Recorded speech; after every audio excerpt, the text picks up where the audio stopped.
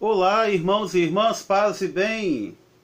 Que bom que estamos aí juntos nesse tempo litúrgico forte que é o Advento, nesse quarto domingo do Advento. O Senhor está próximo de nós. A sua vinda está próxima, mas Ele já está no meio de nós. E nessa liturgia do quarto domingo, iremos refletir sobre o segundo livro de Samuel, a carta de Paulo aos Romanos, no capítulo 16, versículo de 25 a 27, e o Evangelho de São Lucas, no capítulo 1, versículo 26 a 38. Não vou ler aqui o texto bíblico, mas você pode ler em casa, olhar a sua liturgia diária, ou algum aplicativo de repente, ou se você puder, se tiver condições de ir a uma comunidade, esteja presente nesse domingo, dia do Senhor. Mas se a sua consciência disser que não, que há risco de pandemia, de contato e outras coisas mais, fique em casa, mas esteja junto com a igreja numa comunhão espiritual. Pois bem, lá em Samuel, esse texto de Samuel, ele vai dizer que Davi, uma vez que já estava instalado em seu palácio, né, ele vê a Arca da Aliança instalada numa tenda. E isso perturba Davi. Então ele resolve construir um templo, uma casa para Deus. Em outras palavras, uma igreja, para que ali ele colocasse as tábuas dos 10 mandamentos. Então ele consulta aí o profeta da corte, Natã, e Natã diz para ele fazer exatamente segundo o seu coração. Esse é o risco de profetas e teólogos da corte. Em meio a consultas, né, há sempre uma resposta automática vinda de um pensamento automático. Dificilmente um teólogo, um profeta da corte, ele vai contrariar o seu rei. Então o profetismo ele deve ser independente da corte, independente de governos, senão a justiça não será feita. Mas isso é outra história, né? Pois bem, então Natã, depois de ter dito isso, né, passa um tempo e ele recebe uma mensagem de Deus, né? Uma mensagem de Deus dizendo que ao invés de Davi construir uma casa para Deus, Deus é que daria uma casa para Davi. Mas não é uma casa feita com tijolos, com cimento.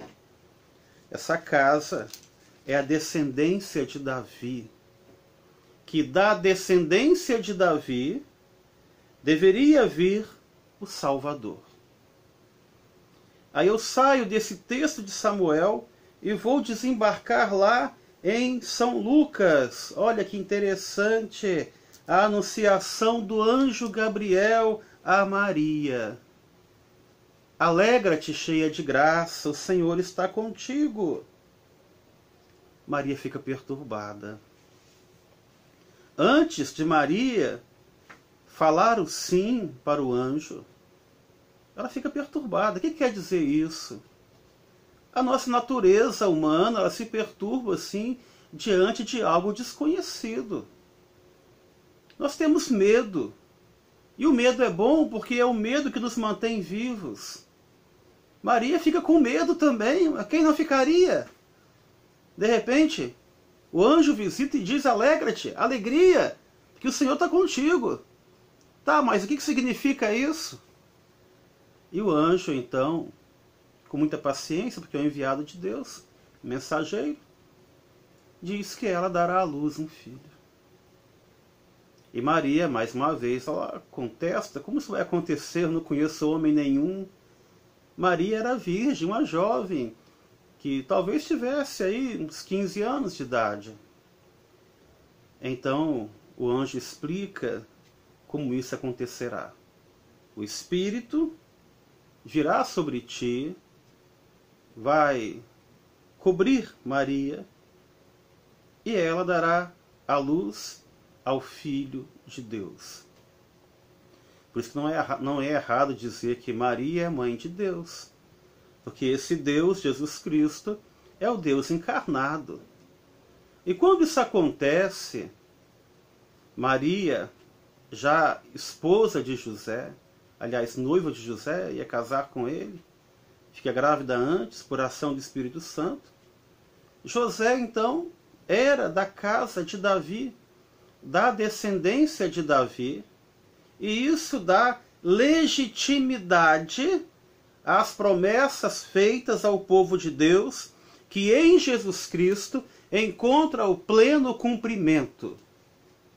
Ou seja, em Cristo Jesus, a promessa do Antigo Testamento de enviar o Salvador, ela é cumprida. E a partir daí, então, Deus nos dá uma casa. Que casa é essa?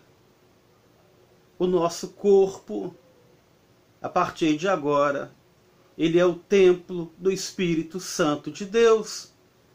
Deus habita em nós através do Cristo Jesus. Nós temos uma mãe, Maria, que gerou no seu ventre o Filho, o Salvador. E com Jesus, em Jesus Cristo, nós também somos agora, a partir de agora, filhos de Maria, co-herdeiros da salvação da casa de Davi. Que coisa bonita!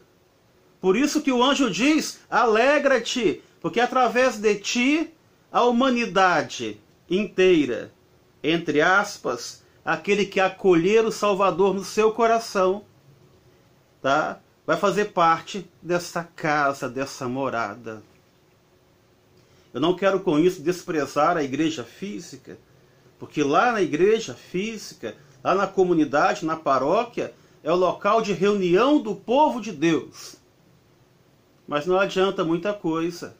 Essa reunião de pessoas, ainda que tenham boa vontade, se não levarem consigo Jesus Cristo dentro de si.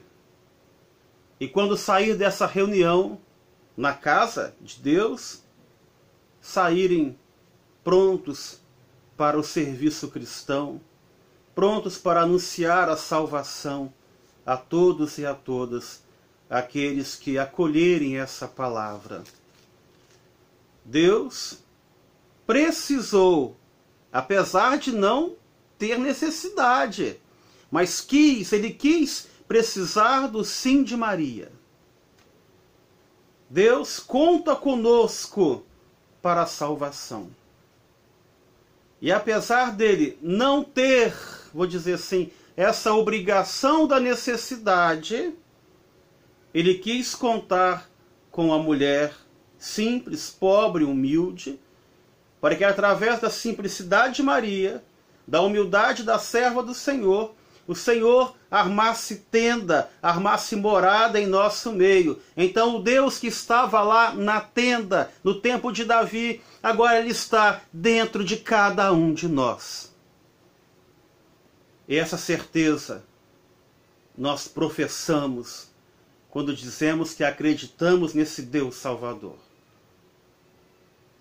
Amados irmãos e irmãs, que o Natal do Senhor que se aproxime inspire a nossa vida, encha o nosso ser de alegria, e assim como Maria, mesmo em meio aos medos e desconfianças que é comum à humanidade, possamos confiar em Deus, acreditar e fazer de Deus, de Jesus Cristo, o norte da nossa vida, para onde vai todo o nosso olhar, toda a nossa ação.